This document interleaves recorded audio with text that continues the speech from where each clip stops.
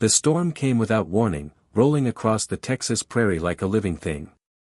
Thunder cracked open the sky, and rain lashed the earth in blinding sheets. Ethan Cole urged his horse forward, his heart pounding louder than the hooves striking mud. Behind him, 3 bandits shouted and fired wildly, their gunshots swallowed by wind and thunder. He had made the mistake of riding alone with cattle money in his saddlebag, and now the night itself seemed determined to finish what the outlaws had started. Lightning flashed, and in that brief white glare, his horse stumbled near the edge of a rocky ravine. Ethan was thrown hard to the ground, the breath knocked from his lungs. Before he could rise, a bullet tore through his shoulder, sending a burning shock of pain through his body. He tried to crawl, but the world spun violently. The bandits rode closer, their voices distant and distorted. Another bolt of lightning struck nearby, spooking the horses. In the chaos, the men cursed and retreated, assuming the storm and blood loss would do their work for them. When silence finally settled, broken only by rain, Ethan lay unconscious in the mud. Ayanna had been gathering medicinal roots along the riverbank when she heard the gunfire. She moved carefully through the storm, following instinct more than sound. She found him half hidden in tall grass, his blood mixing with rainwater, his skin pale beneath the dirt. For a long moment she stood still. This was a settler, one of the many whose people had taken land from hers. Helping him would bring no reward. Leaving him would bring no consequence. Yet she knelt beside him. With quiet determination, she dragged his heavy body across the soaked earth, inch by inch, toward a hidden cave known only to her family. Through the night she worked, cleaning the wound with crushed herbs, packing it with healing leaves, whispering prayers in her language. For days he drifted between fever and darkness while she fed him broth and cooled his burning skin. When Ethan finally opened his eyes, firelight flickered against stone walls, and a woman's calm silhouette sat beside him. He did not know her name, but he understood one truth clearly: he was alive because she had chosen mercy over resentment. 5 years passed, and the memory of that storm never truly left Ethan Cole. The scar on his shoulder had faded to a pale line, but it still ached when the weather turned cold, as if reminding him of the night he should have died. In those years, he worked relentlessly, building one of the largest cattle ranches in the region. Land deals favored him, cattle drives prospered, and his name began to carry weight in town meetings. Men who once overlooked him now shook his hand with respect. Wealth came steadily, yet in quiet moments, usually when the wind swept low across the prairie. He found himself thinking about the cave, the firelight, and the silent woman who had asked for nothing in return. The town itself was changing. Railroad tracks were creeping westward, bringing investors, merchants, and officials who spoke of progress as if it were something holy. With expansion came tension. Word spread that the government had approved removal orders for a nearby native settlement to clear land for development. At the town hall, men applauded the decision, calling it necessary and inevitable. Ethan stood among them, silent, his jaw tight. He remembered mud, blood, and the steady hands that had stitched him back to life. Days later, while riding past the trading post, he noticed a small crowd gathered outside. Raised voices cut through the afternoon air. A shopkeeper stood behind his counter, red-faced and angry, while a native woman stood before him, calm but firm.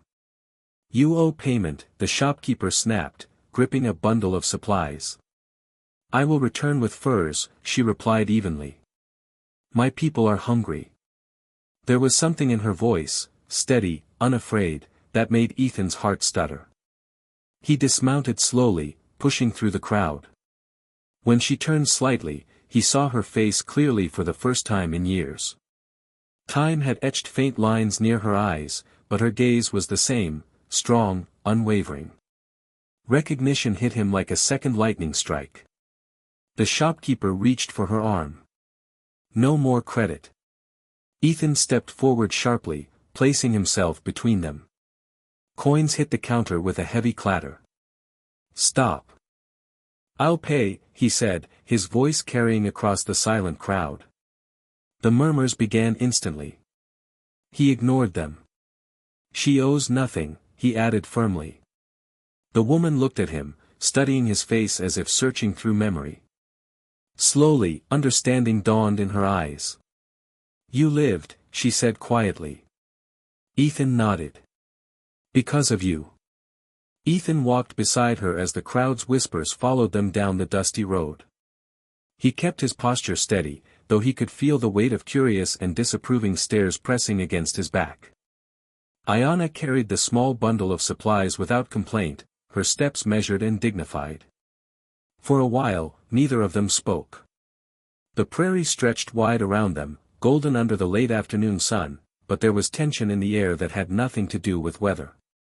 "You should not have done that," she said at last, her voice calm but edged with concern. "They will remember." "I remember too," Ethan replied quietly. She glanced at him, and he continued walking, his gaze fixed ahead. As they neared the river, the land grew less cultivated. Makeshift shelters and worn tents came into view. Children played near the water, their laughter thinner than it should have been. A few elders watched cautiously as Ethan approached, their expressions guarded. "Our hunting grounds are gone," Ayanna explained. "The soldiers say we must move within weeks. South. Far from here." Ethan felt a familiar tightening in his chest. "Where will you go?" "They do not say. Only that we cannot stay." He stopped walking. The injustice of it burned hotter than the wound he once carried. This was not a storm or bandits, this was law, stamped and sealed, harder to fight. That evening, Ethan returned to town but did not go home. Instead, he rode straight to the county office. Lamps still glowed inside. Officials looked up in surprise as he entered, hat in hand but resolve in his eyes. He spoke calmly at first, then firmly. He reminded them of his contracts supplying cattle to railroad crews, of the land parcels he controlled near the river, of the cooperation he had offered during previous expansions. "There's unused acreage bordering my ranch," he said. "I'll legally absorb it. They can remain under my protection." The officials resisted, muttering about federal orders and precedent. Ethan leaned forward across the desk. "If you want continued partnership from me," he said steadily, "you'll find a way." Negotiations stretched into the night. Papers were reviewed, clauses examined, compromises debated. By dawn, an agreement was drafted, fragile, conditional, but real. 2 days later, Ethan rode back to the river with signed documents in his saddlebag. When he handed them to Ayanna, she read the markings carefully. Relief softened her guarded expression for the first time. "You fight like a storm," she said. Ethan shook his head. "No.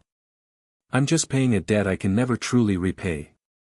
The papers were signed, but peace did not arrive as easily as ink drying on a page. Word spread quickly through town that Ethan Cole had used his influence to shield a native settlement under his ranch's boundary. Some men called him foolish. Others called him worse. At the saloon, conversations quieted when he entered. Business partners questioned his judgment. A few longtime friends advised him to reconsider before he damaged his standing beyond repair. Ethan listened, but he did not bend. Life along the river slowly began to change. With the threat of removal lifted, even if only conditionally, Ayanna's people started rebuilding more permanent shelters. They planted crops in the fertile soil near the water and repaired fishing traps that had long gone unattended. Ethan kept his word. He marked clear boundaries, filed additional land claims where necessary, and made certain local officials understood that any harassment would be met with legal resistance. At first, there was distance between the two communities. Ranch hands watched cautiously from horseback. Tribal elders observed from beneath shaded trees. Suspicion, built over years of broken promises and quiet resentment, does not disappear in a day. But small things began to shift. One afternoon, a ranch calf broke through fencing and wandered toward the riverbank. 2 native boys carefully guided it back rather than claiming it. Ethan made sure their families were thanked properly, with fair trade, not charity. Later, when a sudden fever swept through part of the settlement, Ayanna brought herbal remedies to one of Ethan's injured workers. Word of her skill spread quietly, replacing rumor with respect. Seasons turned. The prairie bloomed, withered, and bloomed again. Ethan often found himself standing near the river at sunset, where the sky burned gold and crimson. Ayanna would sometimes join him, her presence steady as the current flowing past their feet.